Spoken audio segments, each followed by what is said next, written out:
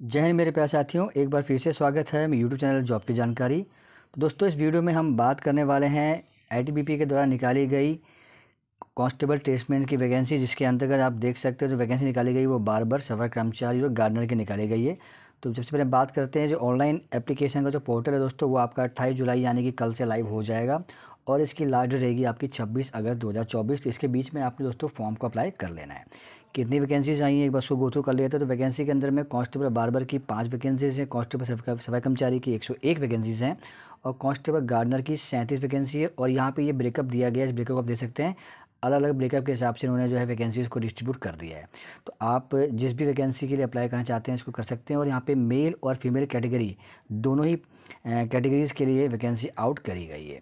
अब दोस्तों हम आगे चलते हैं, यहाँ पे देखेंगे इसका जो पे स्केल है दोस्तों, क्योंकि कांस्टेबल का पद रहता था यहाँ पे 21,700 से 69,100 एज़ पर 7th पे कमीशन लेवल 3 के अंतर्गत आपको पे मिलती है। और जितने भी अलाउंसेस होते हैं दोस्तों, इसमें आपको सारे के सारे अलाउंसेस मिलेंगे। बस आप जो है अभी न्यू री instructed defined contributory pension scheme, जो न्यू पेंशन स्कीम एनपीएस, उसके अंतर्गत ही आप इसमें आएंगे। यानी कि आपको पेंशन का जो ओल्ड पेंशन स्कीम है वो आपको इसमें नहीं देखने को मिलेगी। बात करें एलिजिबिलिटी कंडीशन में, तो इसकी एजुकेशन क्वालिफिकेशन एज क्या रहेगी वो बात कर लेते हैं।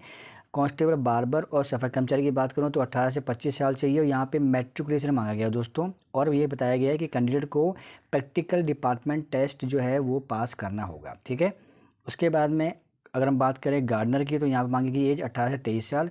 यहाँ पे आपके पास 10th पास होना चाहिए, 2 साल का आपके पास वर्क एक्सपीरियंस होना चाहिए। अब अगर आपके पास में वर्क का एक्सपीरियंस नहीं है तो यहाँ पे देखिए दोस्तों लिखा हुआ है तो और में क्या बोल दिया है कि अगर वो नहीं हो तो 1 साल का आपके पास में आईटीआई होना चाहिए या वोकेशनल इंस्टीट्यूट का आपका कोर्स होना चाहिए, ठीक है।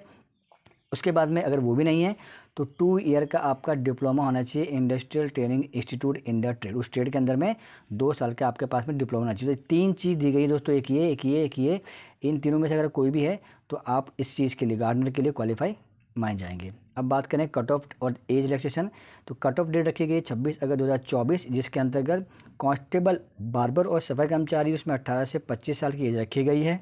और बता दिया गया है दोस्तों साहब कि यहाँ पे 27 अगस्त 1999 से 26 अगस्त 2006 के बीच का आपका जन्म होना चाहिए।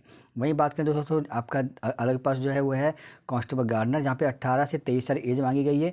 26 अगस्त यहाँ भी कट ऑफ डेट रखी गई है और 27 अगस्त 2001 से लेकर के 26 अगस्त 2006 तक आप का जन्म इसमें होना चाहिए। तो दोनों की डेट जो है, जो स्लैब है वो थोड़ा सा आपको अलग देखने को मिलेगा। अब आगे चलते हैं कि आपको एज में रिडक्शन मिलेगा दोस्तों। जी हाँ, यहाँ पे आपको एज में बिल्कुल छूट मिलेगी। SC/ST को 5 साल है, OBC को 3 साल, एक्स सर्विसमैन 3 साल, एक्स सर्विसमैन OBC में तो 6 साल, SC/ST में तो 8 साल, गवर्नमेंट कोई सर्वेंट अप्लाई करना चाहता है तो 5 साल। तो अलग अलग मतलब कैटेगरी के हिसाब से आपको यहाँ पे एज में छूट मिल जाएगी। तो आप जिस भी कैटेगरी में आते हो तो आप एज में छूट ले सकते हैं दोस्तों। अब आगे चलते हैं, यहाँ पे आपका जो PST भी होना पता ही है आपको। तो PST के अंदर में हाइट वेट चेस्ट होती है, तो उसको ज़्यादा एक्सप्लेन नहीं करूँगा, आप जानते हैं कांस्टेबल का पद है। तो सेम है, अगर आप जनरल कैटेगरी में आते हैं तो 70 सेंटीमीटर हाइट चाहिए, फीमेल को 157 चाहिए, चेस्ट 80 और 85 रहता है। और बाकी अलग अलग कैटेगरी के हिसाब से आपकी हाइट में आपको छूट मिल जाएगी, चेस्ट में भी आपको छूट मिल जाएगी, लेकिन आप उस कैटेगरी में बिलोंग करनी चाहिए, ठीक है। तो इस हिसाब से आपको छूट मिल जाती है। तो ये चार्ट है, आप उसको देख सकते हैं। जिस भी कैटेगरी में आते हैं उस कैटेगरी के हिसाब से आपको बिल्कुल जो है छूट मिलेगी, इसमें कोई दिक्कत वाली बात नहीं है। आगे चलते हैं दोस्तों, जो एप्लीकेशन फ़ीस है दोस्तों, यहाँ पे एप्लीकेशन फ़ीस नॉर्मली 100 रुपये आपको पे करना होगा। और अगर आप बिलोंग करते हैं शेड्यूल्ड कास्ट से, शेड्यूल्ड ट्राइब से, फीमेल या एक्स सर्विसमैन कैटेगरी से, तो ये एग्जेम्प्टेड है, आपको इसको फ़ी को पे नहीं करना होगा। एप्लीकेशन को कैसे अप्लाई करना है, तो 28 तारीख को पोर्टल लाइव हो जाएगा, ये लिंक दिया गया, इस लिंक पे जाना है और जा कर के आपने फॉर्म को फिलअप कर देना। जो भी डिटेल मांगी जाएगी दोस्तों, आपने सारी की फॉर्म जो है फॉर्म जो है आपने फिलअप कर देना है। सिलेक्शन प्रोसेस दोस्तों क्या रहेगी, सिलेक्शन प्रोसेस के अंदर में दोस्तों आप जब फॉर्म भर देंगे तो आपका सबसे पहला फेज़ आएगा फिजिकल एफिशिएंसी टेस्ट का, जिसमें आपका रनिंग फनिंग होती है। इसमें मेल कैटेगरी को 1.6 किलोमीटर रनिंग करना होगा, 7.5 मिनट में बहुत टाइम होता है। लॉन्ग जंप 11 फीट और हाई जंप 3.5 फीट करना होगा। और वहीं फीमेल कैटेगरी की बात करें तो 800 मीटर 4 मिनट 45 सेकंड में करना होगा, लॉन्ग जंप 9 फीट और high jump 3 feet. Normal physical होता है, अगर आप प्रैक्टिस करेंगे तो ये इजीली हो जाएगा। और ये जो फिजिकल होगा ये क्वालिफाइंग नेचर का होता है, ऐसे कोई मार्क्स नहीं होते हैं मैट के अंदर में। ऐसे फिजिकल इंटरनेट एंड में आपका हाइट वेट चेस्ट नंबर जाएगा, ये भी क्वालिफाइंग नेचर का होगा। अब ये जो है फेज़ 1 में आपको क्लियर हो जाएगा। उसके बाद आपका होगा फेज़ 2 के अंदर दोस्तों आपका क्या रहेगा, फेज़ 2 में आपका होगा एग्ज़ाम, जो कि होगा 50 मार्क का। मैं दिखाता हूँ आपको, ये 50 मार्क का पेपर रहेगा दोस्तों। इसमें क्या रहेगा दोस्तों, आपका जनरल अवेयरनेस रहेगा 15 question 15 marks, general knowledge of elementary 10 question 10 mark. उसके बाद में analytical aptitude and ability to observe distinguish pattern 15 question 15 mark. और basic knowledge of candidate in English और हिंदी 10 क्वेश्चन आएंगे, यानी कि इंग्लिश का और हिंदी का 10 क्वेश्चन होते हैं। आप चूज़ कर सकते हैं कि आपको हिंदी में देना है, इंग्लिश में देना है। उसका 10 मार्क का पेपर होता है। टोटल 50 मार्क का पेपर रहेगा दोस्तों, और इसी के बेस पे आपका सब कुछ जो है चीज़ें होंगी, क्योंकि मेरिट इसी बेस पे लगने वाली है। इसमें कुछ चीज़ें दी गई हैं कि मिनिमम कितने मार्क्स लाने होंगे। तो EWS अनरिजर्व और एक्स सर्विसमैन कैटेगरी को 18 मार्क बोल दिए कि भाई लेके आने हैं, और SC ST OBC को 17 मार्क।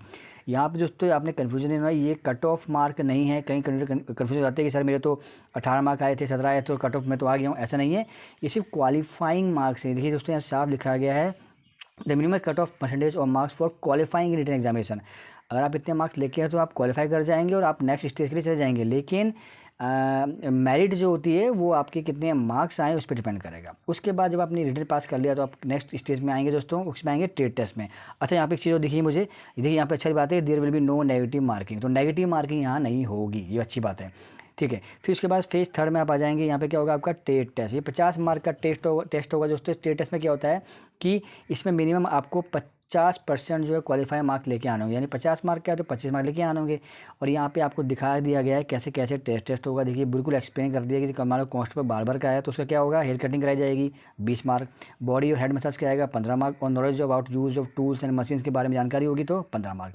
ऐसे आप जब नीचे स्क्रॉल डाउन करेंगे तो कांस्टेबल सफाई कर्मचारी का टेस्ट यहाँ लिखा गया है, और कांस्टेबल गार्डनर का। वैसे मैंने इसके रिगार्डिंग में वीडियो बना के रखे हुए हैं, आप उसको भी देख सकते हैं। वो CRPF के टेस्टमैन का वीडियो है, लेकिन ये सारे जितने भी डिपार्टमेंट्स हैं सबका ट्रेड टेस्ट सेम होता है। आप चाहें तो उस वीडियो को देख सकते हैं। मैं काम करूँगा उस वीडियोज़ का लिंक मैं डाल दूँगा डिस्क्रिप्शन बॉक्स में, ताकि आप जाके देख सकते हैं। उसमें सफाई कर्मचारी, गार्डनर, बार्बर का टेस्ट कैसे लिया जाता है, ट्रेड टेस्ट, वो आपको उसमें हेल्प मिल जाएगी, ठीक है। ट्रेड टेस्ट पास कर लिया, उसके बाद में आपका होगा डॉक्यूमेंट वेरिफिकेशन। तो डॉक्यूमेंट वेरिफिकेशन में दोस्तों क्या होता है, सारे के सारे डॉक्यूमेंट चेक किए जाएंगे, आपका मेडिकल करवाया जाएगा। मेडिकल आपने क्वालिफाई कर दिया तो मान लीजिए फिर आपकी मेरिट लगती है, और मेरिट अगर लग गई, मेरिट में आपका नाम आ गया तो मान लीजिए आप जो है इस पद के लिए सिलेक्ट हो जाएंगे। दोस्तों ये मैंने पूरा नोटिफिकेशन एक्सप्लेन कर दिया है। फिर भी कोई डाउट अगर होता है, आपको कुछ समझ में नहीं आया होगा, तो आप कमेंट बॉक्स में कमेंट कर दीजिएगा, या फिर टेलीग्राम ग्रुप और एक इसका व्हाट्सएप चैनल ग्रुप बना के रखा है मैंने, आप दोनों का लिंक डाल दूँ डिस्क्रिप्शन बॉक्स में, आप आ सकते हैं वहाँ पे, उस ग्रुप को ज्वाइन कीजिएगा। और कोई भी डाउट होगा आपका तो वहाँ भी आकर आप पूछ सकते हैं, जितना होगा मैं आपकी हेल्प करने की कोशिश करूँगा। ध्यान देना दोस्तों, 28 तारीख से ये पोर्टल लाइव हो जाएगा, जाके फॉर्म को भर देना है। किस फॉर्म को भरना है कि एक वैकेंसी के लिए अप्लाई करना है, ऐसा नहीं कि आप तीनों वैकेंसी अप्लाई कर दें। किसी भी एक वैकेंसी चूज़ कीजिए और इसको अप्लाई कर दीजिएगा। तीनों ही पद जो है इसके अंदर में ठीक ठाक है, कोई दिक्कत वाली बात नहीं है। बस ये है कि सफाई कर्मचारी में 101 पद है तो कॉम्पिटिशन थोड़ा कम रह सकता है, तो आप इसको भर सकते हैं, ठीक है दोस्तों। तो दोस्तों पहली बार आए हैं, चैनल को सब्सक्राइब कर लीजिएगा, क्योंकि फ्यूचर में आने वाली ऐसी इंपॉर्टेंट अपडेट मैं आपको चैनल के माध्यम से देता रहूँगा। फिलहाल के इतना ही, मिलेंगे नेक्स्ट अपडेट वीडियो के साथ। जब तक के लिए जय हिंद मेरे प्यारे साथियों।